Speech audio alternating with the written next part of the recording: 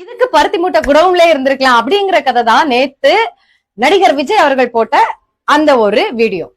இல்ல CM sir நீங்க என்ன வேணா பண்ணுங்க சார், ஆனா அவங்கள விட்டுருங்க. என்னையா இங்க என்ன படம் ஷூட்டிங்கா நடக்குது? ஆமா, நீ யாரு முதல்ல? யாரியா நீ என்ன பெரிய இந்த இத அப்படியே தமிழ்நாட தலைகீழா மாத்திட்டியா? இல்ல தமிழ்நாட்டுல நடந்த எல்லா போராட்டங்களையும் பங்கேற்றியா? இல்ல தமிழ்நாடு இந்தியாலே நம்பர் 1 மாநிலமா இருக்கே, இதுக்கு ஏதாவது பண்ணியா?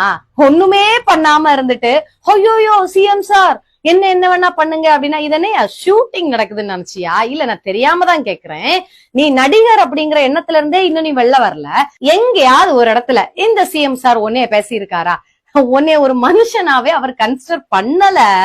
இது எப்படி தெரியுமாடா இருக்கு? ஐயோ வடிவேல் சொல்லுவால, நானும் அப்படிதான், என்னைய ஜெயிலுக்கு கூட்டுப்பா. அதே கதை தான். இப்படி ஒரு சம்பவம் நடந்ததுக்கு நீ மன்னிப்பு தான் கேட்கல, சரி ஓகே, அட்லீஸ்ட் அந்த செத்தவங்க குடும்பத்துக்கு 4 வார்த்தை ஆறுதலாவது சொன்னியா? அதுவும் கிடையாது. அப்ப என்னத்துக்கு நேத்து அந்த வீடியோவை நீ போட்ட? நானும் மனுஷன் தானே. நீ மனுஷன் எல்லாம் கிடையாதுயா, நீ மகா நடிகன்.